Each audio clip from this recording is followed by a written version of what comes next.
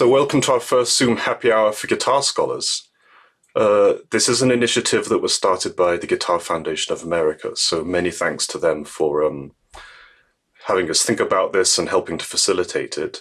I'm Jonathan Leathwood, editor of Soundboard Scholar, and I'm one of the chairs of the meeting. And I just want to ask the other chairs to say hello. We've got Stephen Goss. Hello, everyone. I'm Steve Goss. I'm a composer and also director of the International Guitar Research Centre at the University of Surrey in the UK. We have Kate Lewis. Hi, everybody. Kate Lewis, guitarist, guitar researcher, based at Brunel University in London. We're also assisted by Jogo Alvarez. Jogo, could you just say hello? Jogo, and I'll be working the technical part here in the second hour during Marco Ramelli's meeting. Thank you, Jogo. Our four panelists, you'll meet them more in a moment, but we have with us Christopher Page, Amy Brandon, and Samantha Muir, and Marco Ramelli. Jonathan, can you hear me? It says you stopped. Yes. Yes, sorry. You're welcome to do that if you like. I want to thank you for being so kind as to actually download Zoom, especially for this meeting. Indeed. Hi, there we are. Yeah. Sorry. Hello, everyone. My name is Christopher Page. I'm a professor of English, in fact, at the University of Cambridge, but founded with my friends James Westbrook and Eric Sensafold a thing called the Consortium for Guitar Research, which is based in Cambridge. So I've been a guitar researcher for really only about 10 years, so I really don't belong here. I'm a complete novice, a complete starter, and have no place among experts like you, but I will do what I can. Sam Muir, would you like to introduce yourself? Yes, hello. My name's Sam Muir, and I come from a guitar background. I studied at the Royal College of Music, but I'm currently studying classical ukulele. Marco, would you like to introduce yourself? Yes, hello everyone. Marco Ramelli, I'm a guitarist, researcher, I'm a lecturer at TU Dublin, and director of one festival in Italy, Festival called d'autunno. We'll meet Amy in just a moment. She's getting ready to present, but I'd just like to explain about the format. The first hour, we have so many people registered that we've had to make things a bit more formal than we originally planned. We're in a Zoom webinar, which means that for the first hour, only the panelists can be seen, but we'll loosen things up in the second hour, so you'll have a chance to talk directly with the speakers later on. In this first hour, we'll do very short introductory presentations, really just teasers for the longer, more informal meetings later. Each speaker will introduce a topic for about 3 minutes, and then we'll immediately start taking questions. For the second hour, we'll convene 4 separate meetings, one for each speaker, and I'll be sharing direct links for each meeting with you here in the chat window, and I'll also send an email to everyone with these links. So Steve, would you like to introduce our first speaker? Yes, it gives me great pleasure to introduce Amy Brandon. Amy is a guitarist, composer, and researcher who has a very kind of wide range of interests within those fields, which stretch from kind of neuroscience to guitar with electronics. And she runs the most wonderful organization called 21st Century Guitar. It's great to have you here, Amy. Over to you. It's wonderful to be here. I just want to double check that you can all hear me. Yes? Okay. So what I'm going to be talking quickly about in 3 minutes is motor learning, cognition, and the guitar. So my specific area of research is in material anchors and conceptual blends, and I'll go over what that is right now. So imagine a guitarist sits down and begins sight reading a piece. So what I'm interested in is everything that happens in between the piece of paper and the sound that emerges from the guitar. So this encompasses 2 main fields, motor control, motor learning, and cognition. So motor control and motor learning is how we learn, plan, and execute movements on the guitar. And this is a massive field, but some areas which apply to guitar are type of practice and the differences between beginners and experts. So cognition would be our conceptual understanding of the guitar. So in my research, that's specifically the fretboard. and how that information is used and recalled. So different areas of this would be things like domain-specific memory, forward search, chunking, schema, expertise. So again, this is a huge field, and I can't go into too much detail, but what I could talk about in my own research is how these concepts apply to how we use the guitar fretboard. The guitar fretboard's a blank grid. So when we learn to play, we begin to overlay all sorts of information onto that grid. So note locations, scales, chords, pieces, concepts. So these concepts and information are intertwined both with the movements required to make the sounds, as well as the actual physical layout of the real object, the guitar fretboard, and how that's represented on paper with notation. So my particular area of research is material anchors and conceptual blending. So what that is how we mix our real space, the guitar fretboard, with our conceptual space. So our mental concept of the fretboard and all the information that contains. What material anchors is the visualization or the perception of that information on the real object.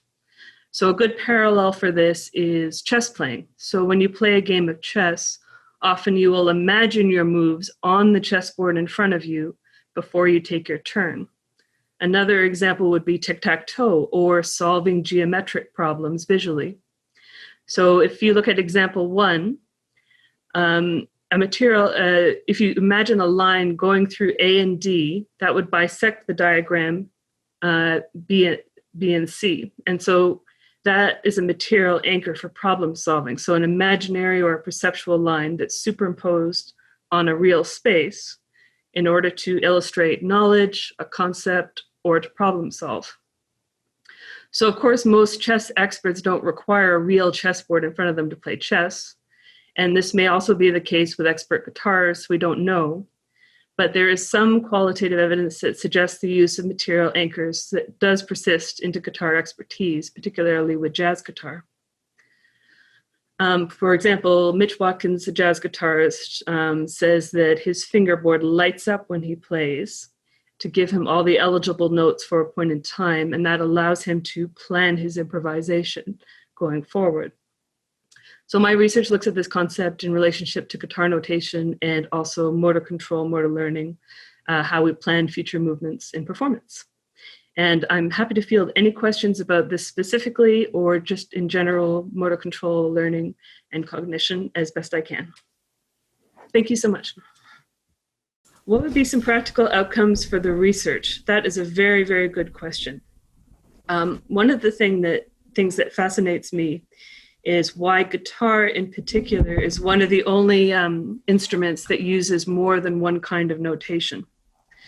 And of course I mean tablature and traditional notation, and how the popularity of those have waxed and waned over the centuries. So I would say some practical outcomes for the research might be influence on notation and how we notate guitar music, or influences on how we teach guitar music. There's research that indicates that when guitarists go to start their undergraduate studies, they're at a less technically proficient level than other instruments. So there is a certain amount of speculation as to how guitar pedagogy is taught, and whether there are improvements that could be made. I can't speculate on what those would be because that's not my area of research. But I would imagine that could possibly be a practical application for this type of research. Amy, the floodgates have opened now with the questions. There's all sorts coming through, so I'm going to sort of field a few for you. Sure. Milton Murmakides, a colleague of ours, asks, what happens with altered tunings? Do players have multiple maps? That's a wonderful question. So there's extremely little guitar research in motor learning and cognitive fields. So one thing I can mention, but I have to be very clear that this was a pilot study. So I did a pilot study looking at sensory feedback in guitar performance. And so what that means is basically I took away sensory feedback from the participant, like, for example, covering the eyes, plugging the ears, and interrupting proprioception, which is where the sensation of your arm in space. And none of those factors mattered in expert performance, but the most important thing that mattered was whether this tuning map was altered. So I would say that, yes, if you're used to new and alternative tunings, it would just be the same as any kind of guitar skill, that practice would be the most important factor in gaining these new maps. But it's interesting that altering the guitar tuning is one of the most disruptive things that you can do to a performer when they're performing a piece. Great, thank you. Stephen Kenyon asks, what is your view on the role of symmetry between the hands? For example, a tendency perhaps among beginners to tend to stumble when required to use a different right hand finger than is used to fret a left hand note. That's interesting because I did a very small amount of research on bimanual coordination. And what was interesting to me in this was that the guitar, unlike other instruments, is asymmetric. So basically that the hands are not doing the exact same thing or operating in the same vectors. So when you play piano, you're using both hands. It's a bimanual instrument. But the hand movements themselves are relatively symmetrical, and the vectors are the same. The fingers are moving in the same direction. But with guitar, of course, your fingers are moving in opposite directions, and they are not symmetrically placed with the body. And the body does not like that. If you've ever done that trick of trying to tap your head and move your hand in a circle over your stomach, the body will automatically revert back to symmetrical movements. So that may be a factor in the situation that you're describing, in that guitar performance is by its nature an asymmetrical activity, and the body has a greater trouble with that versus a symmetrical one. There's quite a few questions coming through about the sort of difference between left and right hand. I suppose another sort of asymmetrical example would be the violin or the cello, but then the bow is a different kind of beast altogether, isn't it? It's not doing the same sorts of things. So it's basically sort of plucked, stringed, and the harp is different because both hands are doing the same. So in many ways, the kind of banjo, mandolin, guitar approach is sort of uniquely asymmetric. Yes, and there's also the factor of finger individuation. So the tendons and muscles, like I'm no anatomist, but the fingers and the muscles and tendons of these fingers are fused, and also 50% of people have different muscular and tendon layouts in their hands than the norm. So finger individuation, learning to play guitar is basically a process of learning how to control individual fingers. And so when you multiply that by two hands, you have a great deal more, I guess you would say, cognitive load with controlling that finger individuation versus just bow. I'm not trying to say that bowing isn't a very precise activity, because it is, but it doesn't necessarily involve finger individuation to the same degree. This is fascinating, and I can see all sorts of questions that are going to take up a lot of time in our second hour. David Harvey's coming back with all sorts of things, so hopefully he'll join our group later. One final question I wanted to ask you, Amy, though, is the thing that's always puzzled me about the sort of uniqueness of the hands is when we get left-handed people who play the guitar as if they're right-handed, and left-handed people who choose to play the guitar as if they're left-handed. And there are far fewer left-handed people who play the guitar the other way around. Most left-handed people play the guitar this way around. How does that affect the way in which we learn the instrument in terms of the sort of neuroscience and the cognition? I would have to say I'm not sure, because that has never been studied, but I'm assuming you're meaning like Jimi Hendrix playing the guitar with the lowest string. No, not necessarily. So, I mean, for example, there are many left-handed players, left-handed people who write with their left hand, but who play the guitar in a right-handed way. There are a few who play the other way. I mean, violinists and cellists, there are even more left-handed people who play as if they're right-handed. I think that is a fascinating question, but I guess the only thing I would say is that you can do anything if you practice it. So if a guitarist starts off in a certain way and they put in 5 years worth of solid practice, that's going to be the most natural feeling, regardless of which hand. But on the other hand, you have people who were left-handed who were forced to write with their right hand, 50, 75 years ago. and eventually they switched back. So it could be that there is a ideal situation for left-handed players. I don't know which one that would be, though. Okay, thank you, Amy. We need to move on because the clock is moving very fast in this first hour. Some great questions we haven't been able to get to, but I guess that's what the second hour is for. So I look forward to continuing our conversation in more depth later. Thank you, Amy. Thank you. Fantastic. Thank you, Steve and Amy in particular. Fascinating. I'm looking forward to the second hour with you. Next up, we have Samantha Muir. Sam is a guitarist based here in the UK, but is also a ukulelist. Is that right? A ukulele player. And Sam is undertaking research on a PhD at the University of Surrey here in the UK. Today, she's going to discuss with us the challenge of creating a serious contemporary repertoire for the classical ukulele. So Sam, over to you. So I'd just like to begin by thanking Jonathan and the GFA for organising this event and giving me the opportunity to say a few words about my research. Kate's already mentioned that I'm doing a PhD at the University of Surrey with Steve and Milton as my supervisors.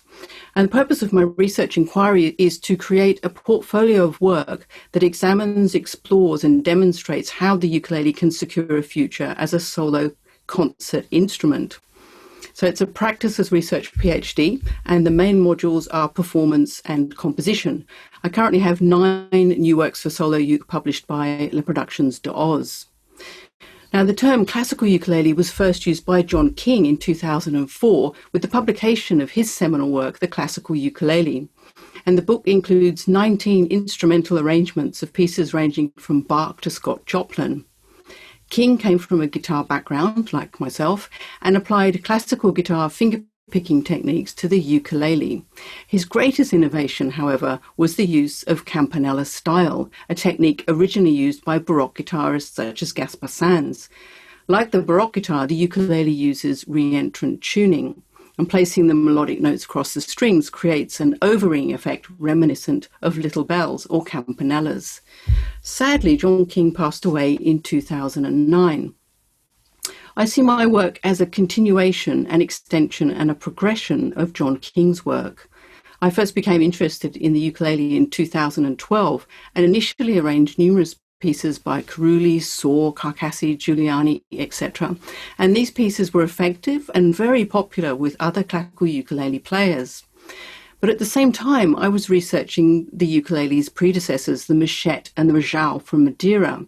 And of particular interest to me was the machette's unique 19th century repertoire by Candido Drummond. By creating often complex pieces and performing them at venues including the Philharmonic Society in Funchal, Drummond demonstrated how a tiny guitar, one often perceived as a toy, was capable of playing sophisticated concert repertoire. And it was at that point that I began to wonder why classical ukulele players, including myself, only played arrangements. And so the question was, how can I create a contemporary repertoire for the ukulele? And that's when I got in contact with Steve to discuss the possibility of doing a PhD. And amazingly, he said yes. So as well as composing new works for the ukulele, I'm also collaborating with other composers, Dimitri Van Halderen, Loretta Notareschi and Milton Mermakides. And those collaborations have resulted in some exciting new pieces for solo uke, including uke and electronics as well. And in 2017, I worked with microtonal guitar expert Tolga Kajulu to create the world's first microtonal ukulele. Other techniques I'm applying to the uke include tremolo, harmonics, alternate tunings, and amongst ukulele players, even arpeggios and plucked chords are fairly uncommon. So while I am imposing my guitar ways onto the uke, I'm always mindful of the instrument. I prefer the traditional reentrant tuning. I mostly play a soprano, which is the original size, and I've adjusted my right hand position to suit the instrument. So my hand's much more side on so that I can use the flesh of my thumb rather than the nail, as this creates a more rounded, boomier sound that I call the mock bass effect. So I thought I'd just finish up by showing you some of the toys, some of the instruments. And so the first one is this rather lovely soprano. It's a long neck soprano, meaning it has 14 frets to the body. It's by Bo Hannum Guitars. He's based in Colorado, although he's an Aussie. And it's got this lovely Stauffer scroll headstock. It's a spruce top, and the back and sides Tasmanian blackwood. And then just to compare that to this is the Machette. This one was made in Funchal by Jorge Carlos Rodriguez. And as you can see, it's a really tiny, very delicate instrument. And the soprano ukulele is small, but this is even smaller. And then finally, I do have a tenor ukulele, and this one is a 5-string tenor. So it's got low G and high G. And I like to use these pieces for playing Renaissance guitar music. And it was reading Chris Page's The Guitar in Tudor England that really opened my eyes to the similarities between the Renaissance guitar and the ukulele. And so over lockdown, I was enjoying exploring the works of Adrian Leroy and learning to play that music from the original manuscript. So while my work is forward-looking, I'm always looking at historical connections that can inform my research. And so if you have any questions. Thank you so much, Sam. That's fascinating. We've already got questions coming in here. As you can probably see in your Q&A box, David Chidsey first asks, does the literature for classical uke suggest various scordatura over the years? No, not really. I mean, I've used that quite a lot. One of my pieces, The Falling Rain, uses scordatura because I change, using alternate tunings. But generally, it's not something that's done a lot with the ukulele. No. Oh, great. Thank you. Louise Mantovani says, have you experimented with chamber and ensemble music as well? And is there repertoire potential for that? Yeah, that's a great question, because I think there's huge repertoire potential for that. And it was something that initially I was going to explore, but because, it's a huge topic, classical ukulele. And so I've kind of just narrowed it down to concentrating on solo repertoire. I have engaged with ukulele groups in playing ensemble music, but at a very, I would say, basic level. But I think it's an area that could really be explored much further. Oh, great. Giovanni Albini says, do you feel that your guitar background influences your approach to the ukulele and hiding some idiomatic peculiarities or possibilities that the instrument may offer? Yeah, I mean, my guitar background obviously is going to influence my approach to the ukulele, because the first time I picked it up, I played it as a guitar. But I hope that, by playing and exploring the instrument, that I'm finding idiomatic ways of composing for it. So that is my ambition. Do you, can I ask a question?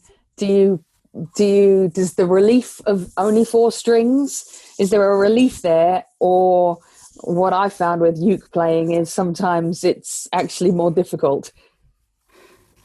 Yeah, it's very, coming from a linear tuned instrument such as the guitar to a re-entrant tuned instrument, it's very counterintuitive. I've noticed that there's very much a trend amongst guitarists playing the ukulele to use low G, but I've always, apart from the 5-string, which has got both, I've always preferred to use the high G, and that really opens up the possibilities of playing in campanella style, something that John King did extensively. And for me, that is the hardest thing to do, to play a piece in campanella style when you've got notes all over the fingerboard, and the fingering for the right hand is really counterintuitive. On the guitar, we have the bass notes that we mostly play with our thumb, but when you're playing campanella style, it's just all over the place. It's mad. So I go back to the guitar. actually, I think the not as easy as sometimes I think it is. When I go back to the guitar, it's a relief because the world is much more logical. Yeah, imagine that, right? But yeah, I understand that feeling. There's so many fantastic questions coming in. And of course, while this is the brief session, in the breakout sessions, in the second hour, we can really kind of get into some of these. Within that being said, though, Frank Kuntz is asking, do you find that mandolin music is suitable for the uke? To be honest, I haven't explored that at all. I mean, it was on my to-do list, and I've found, so many other avenues to look at that it's not an area that I've explored. But I think that Richard Durrant has done that to some extent. But yeah, it would be another avenue to explore. I mean, the one thing I would say is that when I started off doing classical ukulele, I thought it would be quite limited, and I worried about having, enough to do a PhD. And then, a couple of years down the track, I've realized that actually it's a huge field, and there's many opportunities for, other people to study and contribute to this, what I think is an interesting area. Yeah, fantastic. We've got, again, so many great questions here, and maybe we're just kind of running to the end of this chunk, but maybe a great question here to end up with, to take us into the next session, is Samrat is asking, is the classical ukulele being taken more seriously in the classical music world now in comparison to how the classical guitar was in the early 20th century? Or what is the reception factor at the moment? No, I would say it's not being taken seriously, not by the classical music world, and it's difficult to gauge how seriously it's being taken even by the guitar world, because I've encountered quite a bit of opposition. But then on the other hand, other people are very open to it. So I think it's very conflicted. I think some people, only see the ukulele as a toy or a comedy prop. They can only think of George Formby. Overcoming the stereotype or stereotypical images of the ukulele is a major obstacle, I would say. And there's not very many people playing classical ukulele. So, more people need to play it, and it needs to get out there more so that people can see it and hear it and experience it. Yeah, great, fantastic. Oh, maybe we can talk a bit more about that in the drama, maybe in our second session. So thank you so much, Sam. That was really fantastic, and I do look forward to your our breakout session in the second hour. So next, I believe we are moving on to Marco. Marco Ramelli is a guitarist and a composer and is based in Dublin at the moment. And he today, though, is going to discuss with us Roberto Gerhard's music and how the Spanish Civil War and his status as an exile influenced his compositional process. So Marco, thanks so much. And I will pass it over to you. Thanks, Kate. So Roberto Gerhard was a great Catalan composer. He studied with Pedrell, Granados, and Schoenberg. And then he moved back to Barcelona in one of the most exciting moments for the Catalan city. But with the Spanish Civil War, he had to escape, and he moved to Cambridge. During his exile in Cambridge, his compositional style changed, and he started to incorporate in his composition some folk material, compositional technique, all to evoke the political situation of his country, Catalonia.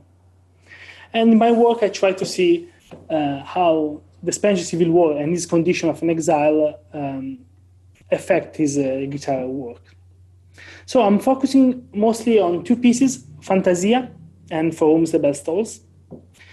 And in my research, I discovered quite a few things about Fantasia and the genesis of this work. And there are some connection with the Spanish Civil War. The first one is that the material used by Gerhard for Fantasia was composed already in the same year for an incidental music for a radio adaptation of the book The Revenge for Love, that by Lewis, that is set just before the Spanish Civil War. And then the same year, Gerhard created a first version of Fantasia. And then he decided to rethink the piece, and he created a second version that is the one that is we all know that is published. So maybe in the second part, we can talk more about the differences between the manuscript and the published version of the solo work, and also the collaboration with Bremer and Williams. Then the second piece is For Whom the Bell Tolls, that is also an incidental music that was composed for an adaptation of a Hemingway book that is set during the Spanish Civil War. And here it's very interesting what Gerhard did. That is, he used some recurrent motif, folk music, and some composition technique to follow the plot of the book, but also to reflect on the main theme of the book, that are the Spanish Civil War, love, and death. In particular, use some folk material from Catalonia and from Spain to represent the two sides of the war. And at the end of the piece, he created a very dramatic moment, and very, very powerful, where he distorts the Spanish element, and he creates something that is very close to the plot of the book, but also show his political position in some way. So every time Gerhard used Spanish music or cliché of Spain material, he's not doing that as other composer of the time to express a sort of Spanish national pride, but rather the opposite, using to narrate something more complex, and that is deeply connected with his experience. So his experience with the Spanish Civil War and his condition of an exile and an oppositor of Franco dictatorship. So all those considerations helped me to create an arrangement of For Whom the Bell Tolls that reflect more his view of composition, and then greatly differ from the already published one. So this one is, I try to condense as much as I can. Great, thank you so much, Marco. The first question here, Marco, is Luigi Atademo is asking, is there a relation between fire and Gerhard? Thanks, Luigi. Yes. So we know that the Faglia sent a letter to Gerhard before the competition of the Cante Rondo, and Gerhard participated to the competition. So they were they know each other for sure. Then there is a strong connection because Gerhard, for example, For Whom the Bell Tolls, use a lot of quotation from the Faglia, and for sure he was looking at the Faglia as one of his reference. So yes, they were friends, in particular in the period when Gerhard was in Barcelona. Great, thank you. One other question here. Luis Mantovani is asking, did Gerhard have contact with Spanish guitarists active in Barcelona, such as Sanz de la Maza? Yes. So it's very nice to see Gerhard because we can see two worlds. First, the world in Barcelona in the 20s, where the city was very active, and the guitar played an important role in the social life, in the cultural life. And Gerhard was very connected with a lot of guitarists there. So he was close friend with Regino de la Maza, and was very it was connected with Ángel Barrios, the poet Garcia Lorca, and many others. He participated to the competition of Concurso de Cante Rondo, so most probably he met also Andrés Segovia. Then he moved to Vienna to study with Schoenberg, where he met most probably Roberto, because Roberto played in one concert in Vienna, and most probably was organized by Schoenberg, the concert of Roberto. And then we have another world, the world in the UK. So all the connection with Bream and Williams. And also in the UK, he created one 22 episode of one series of dedicated to the heritage of Spain, where he invited the Tarragon father and daughter. So he was very well connected with a lot of guitarists in Spain. Oh, great. Thank you. Dimitri Van Halderen is asking, did Gerhard's treatment of the guitar was Gerhard's treatment of the guitar in chamber settings unique? And if so, also, how did it influence others? Yes, for sure is one of the major composers that used the guitar. And for sure, I have to say that most probably he was influenced by Schoenberg, his serenade, because actually the Faglia was one reference, Pedrell was another, and Schoenberg was a great reference for all the production of Gerhard. Great, thank you. Perhaps I can take the liberty here of asking a bit more of a general question, especially if we might have some kind of younger researchers amongst us.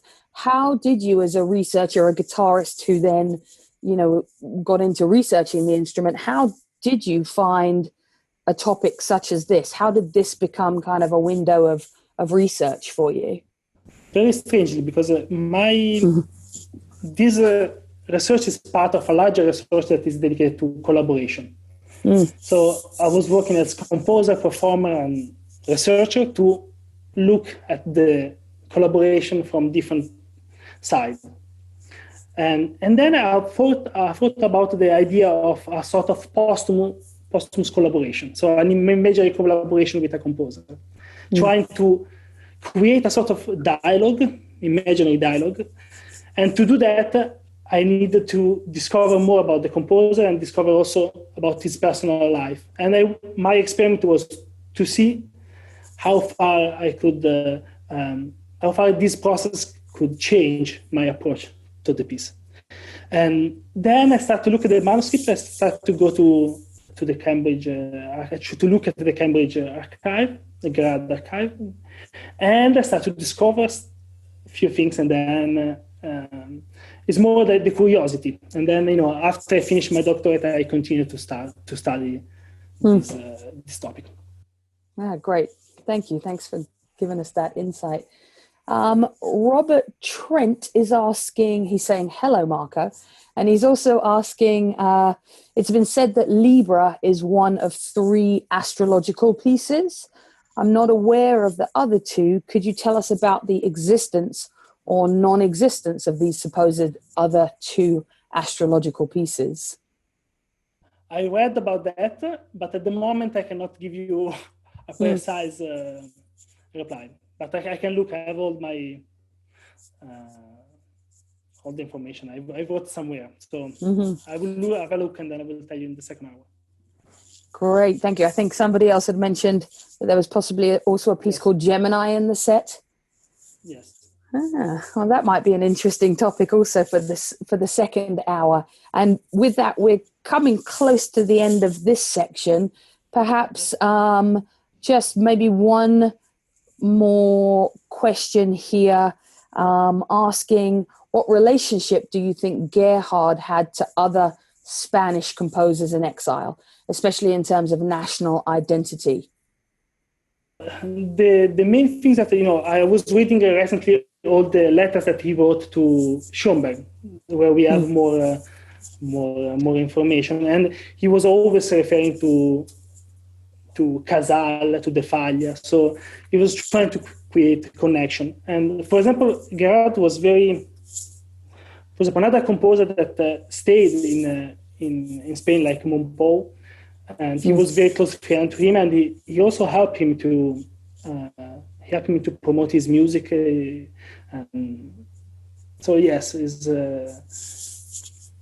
the only thing that compared to other composer, like the composer that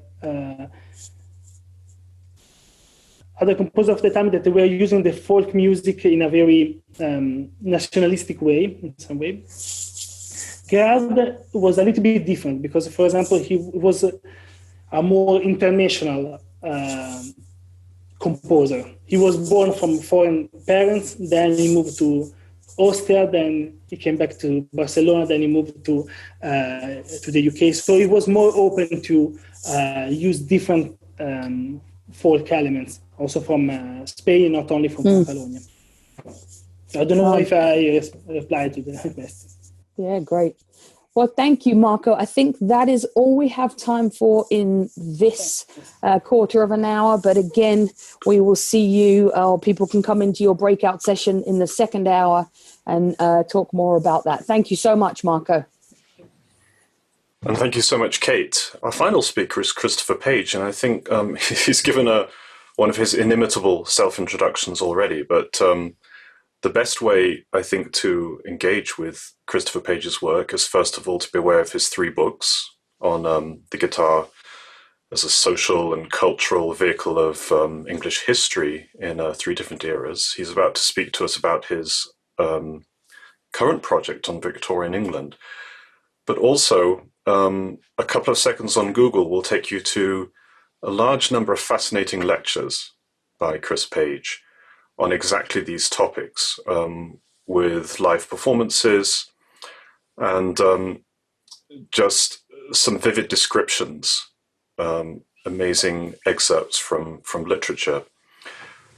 So, Chris, can you tell us about your upcoming project?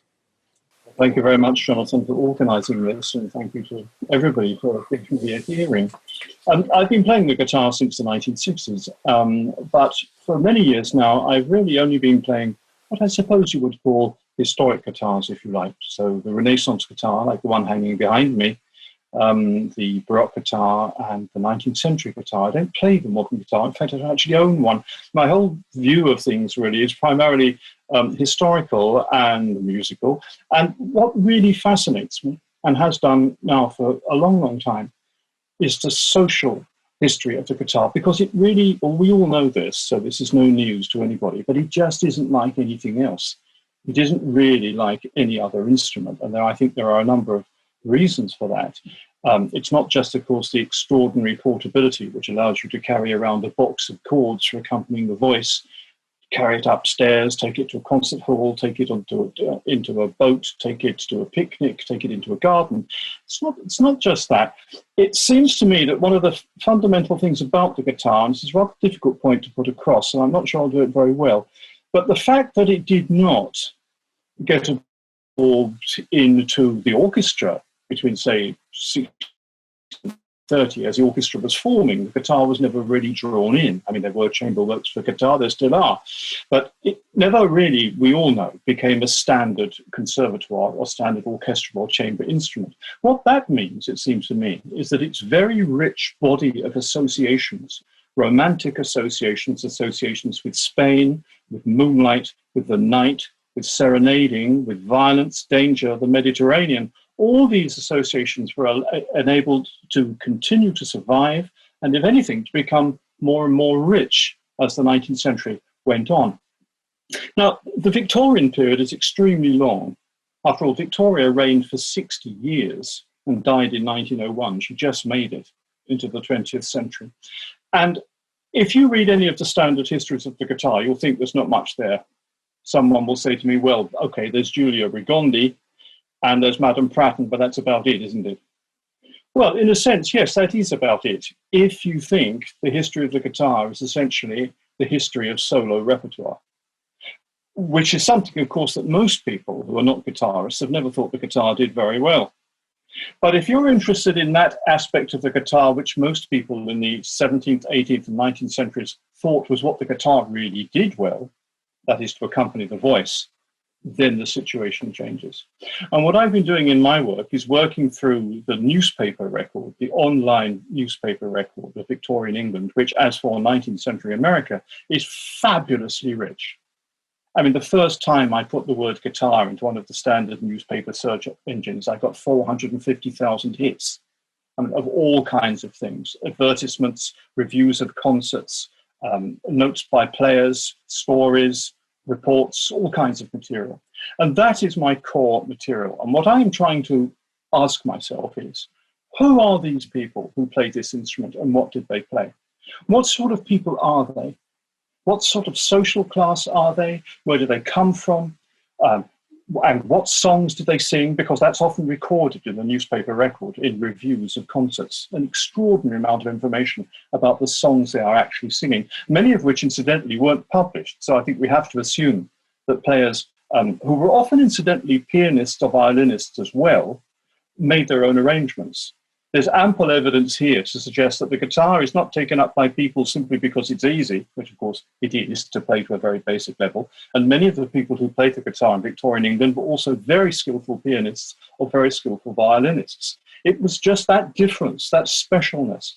And time again in reviews of concerts, right down into small villages, down the lanes of Devonshire or in industrial cities like Birmingham, there will be a concert and the guitarist will appear and the reviewer will say, "It was a wonderful novelty that," or "a novelty was provided by," or "a novel thing was." And in fact, the guitar wasn't strictly novel. There are thousands and thousands of amateur players, many of whom I now know by name, some of whom I feel I've known all my life. But there are thousands of amateur players.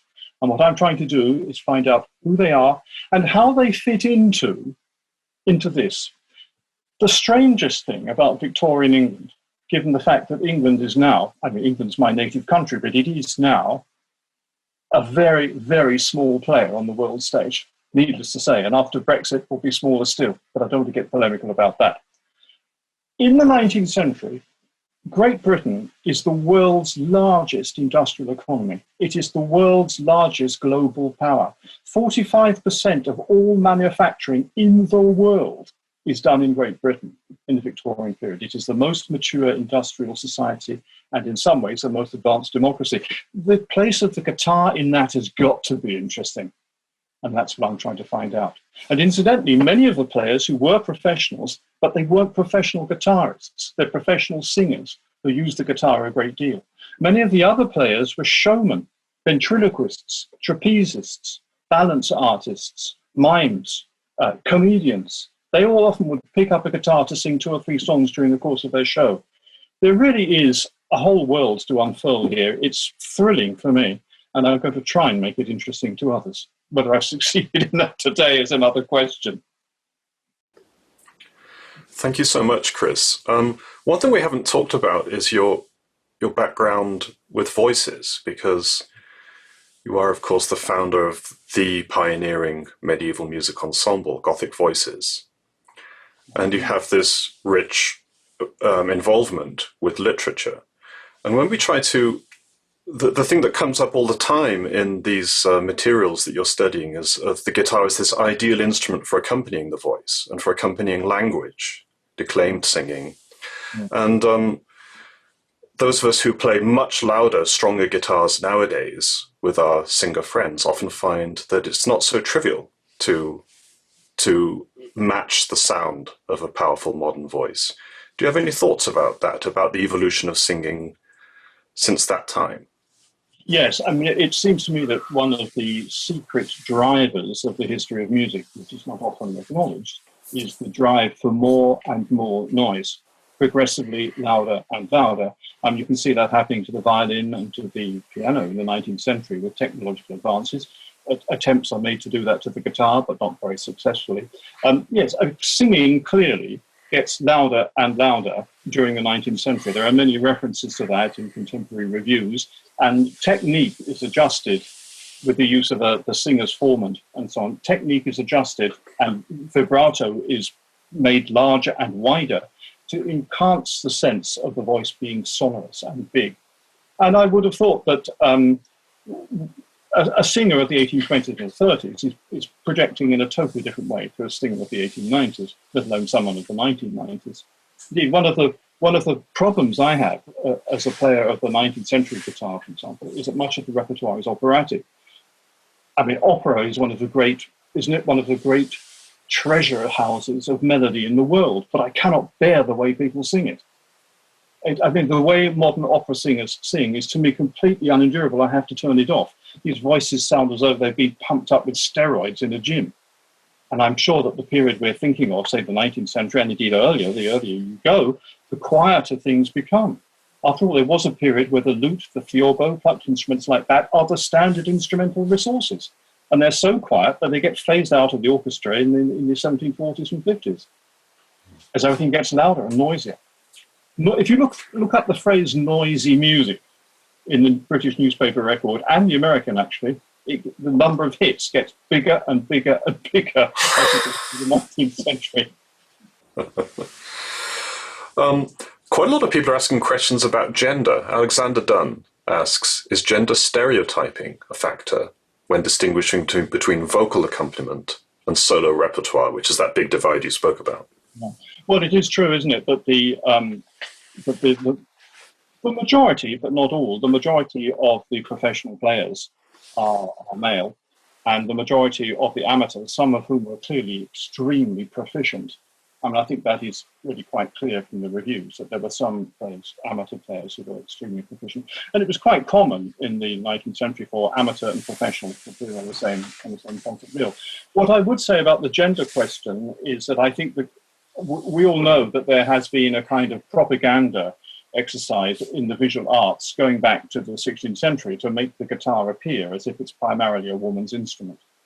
I mean, the reasons for that, I think, are very, very complex, and I'm not sure I can go into them now. But what is very clear from the newspaper record, which is very abundant, is by far the greatest proportion of amateur players in concerts accompanying their singing are women. Women of all social class, incidentally, too. Some of them are from very large, big houses. Their fathers are justices of the peace. Some of them are the daughters of rectors or priests. Some of them are, especially when you get into the northern part of England, are the daughters of industrialists. But they are it's true, they are primarily women. But then so, of course, were amateur pianists. They were primarily women. Amateur harpists were primarily women. These were the three instruments that it was assumed it was appropriate for a woman to learn, which is odd in a way, because the guitar is kind of rakish and unpredictable. And I'm sure that was part of its appeal for many women. It really has a fantasy life attached to it, a rich, imaginative hinterland that many people, I think, many a woman living in confined circumstances, unable to take part in political life, unable to do much in life, really, could take for herself, to enrich herself and her sense of her own identity. There's a question here that I must ask because it made me laugh. From Christopher Freitag, have you looked into guitar references in The Girl's Own magazine? Yes. I don't know Christopher Freitag, but he sounds like the kind of person I'd like to talk to. So, Christopher, you can hear me. I mean, I would really like to talk to you more about that. Yes, I have. Yes. I think Christopher is an editor with Norton Publishing, so... Uh-huh. Yeah, but it's a very astute question, and there is good material to be found there, as indeed in the Boy's Own paper as well. I mean, there are more and more male players, I think, as the 19th century goes on. Mariette Stevenson asks whether at this time it was acceptable for a woman to be a professional, that is to say, paid musician. Yes, especially but primarily if they were a recitalist as a pianist, if they were a harpist, or if they were a singer. And indeed, one of the singers I really want to devote a chapter to in the book on the Victorians, which if I live long enough to write, I will write, a woman called Nellie Levy, was a very good contralto and used the guitar professionally for something like 15 to 20 years, performing up and down Britain. But a professional female musician was ideally, in the view of the time, a singer, a harpist, or a guitarist, or a pianist. Probably the last question we have time for comes from Daniel Marks. But yeah, he asks, is the musical and guitar practice in England in the Victorian era in any way close to other European styles at that time? Yes, I mean, in England, I think the guitar playing that we have here up until really, I suppose, the mid-20th century, I'm not sure, there are others who know much more about that, like Steve, than I do, has been parasitic really on things being done abroad, which includes, of course, America. I mean, one of the fascinating things about studying the Victorian period is the absolute torrent of material that comes over from the United States. And indeed, one of the reasons why I'm enjoying pursuing this project is I'm going to need to know much more about the guitar in 19th century America than I know now. But yes, right from the 16th century, when what you played on the guitar was profoundly influenced by what the French were doing, and the whole association with Spain, which became more and more intense during the early 19th century, when, of course, the Spanish and the English, for once, were on the same side in a war, the Peninsular War, fighting Napoleon. There was a great deal of crossover there. So, yes, I must, if the question is designed to explore whether I'm slightly insular in my approach, I am. And it's something I need to do something about. You know, I know, if I may say, I know a lot about England and need to know a lot more about other places, and I freely admit that. Well, thank you. This hour went by very, very quickly, but I'm just so glad that there's now a second hour where we can meet with each panelist